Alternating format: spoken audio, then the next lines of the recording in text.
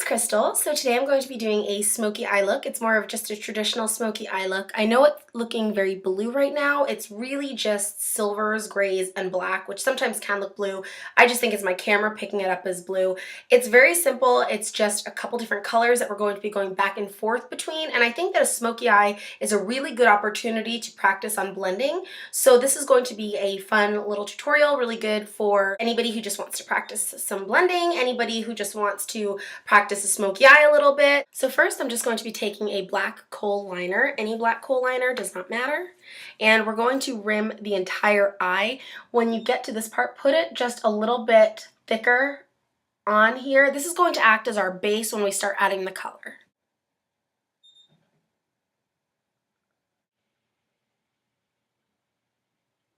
I'm just taking an angle brush because I like to smudge liner with this brush. It's a little rougher. Towards the corner, you can smudge it up a little bit more.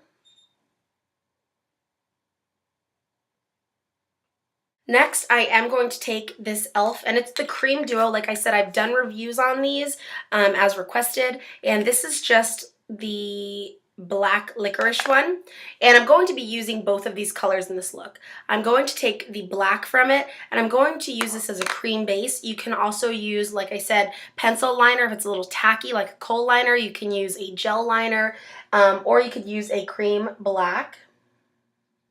And I'm just putting this on the outside,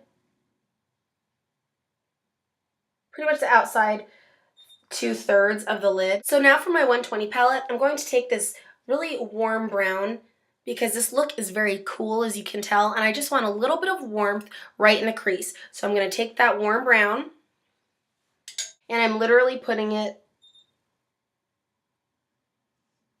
all the way over and back.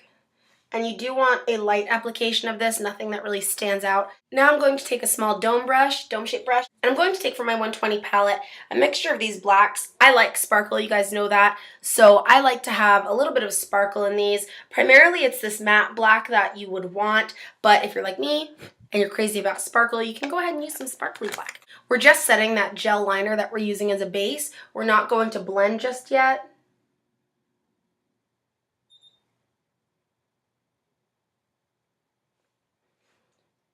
And you don't want it to go above your crease.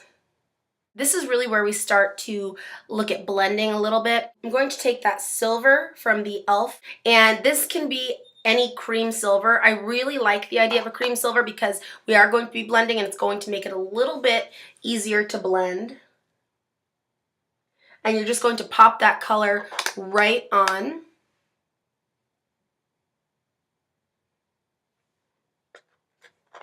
And the silver and grays that we put on top of it are going to stick so much nicer, especially if you're using like a pigment to do this. So once you have that on there, you're going to take a silver shadow or a gray shadow.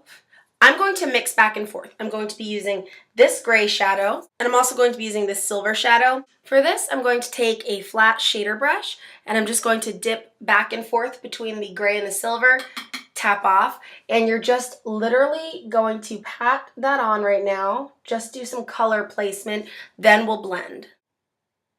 And again, you don't want it to go above the crease. Now for blending something like this, especially two extremes, you want to go back and forth between the colors that you're using. So you're going to want two different brushes for this if you choose. I'm going to be going back and forth between a smaller blending brush and a dome-shaped brush.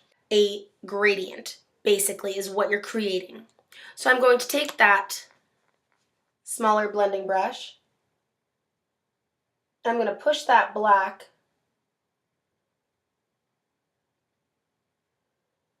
forward, and then I'm going to take a silvery black and I'm going to load it with a little bit of silver as well, and I'm placing that right in the middle. And then you're going to go back to your original black and you're going to start pushing that black over until you get something that looks more like this, that you're happy with. Okay, so it should look something like this. Now I'm going to take a large blending brush and I'm going to go into the color Naked.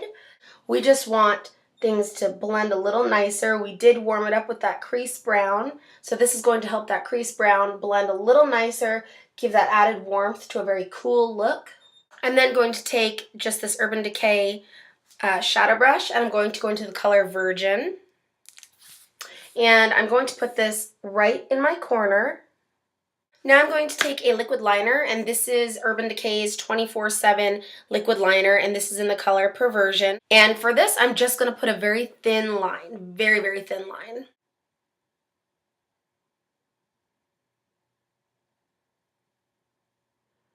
The mascara that I'm choosing to use for this look is my Lancome, and it is my Hypnose Drama. So something like Hypnose Drama makes your lashes look incredibly long, incredibly full. My lipstick, I want something light. You don't really want to do too much on the rest of the face. My blush is very light. It's actually just the Hard Candy Living Doll, very, very light blush. My lipstick is going to be the NYX, and this is the NYX Round Lipstick, and it's in Harmonica. And with this look, because there can be so much washing out when you use a lot of color, especially for me, when I have a lot of color going on in my eyes or on my mouth, my skin looks really washed out. So I do tend to put a bronzer on. Really, really like this. And for the winter, because I am naturally olive, this can be used as like a powder for me. So I'm just going to put it everywhere that the sun would naturally hit anyways.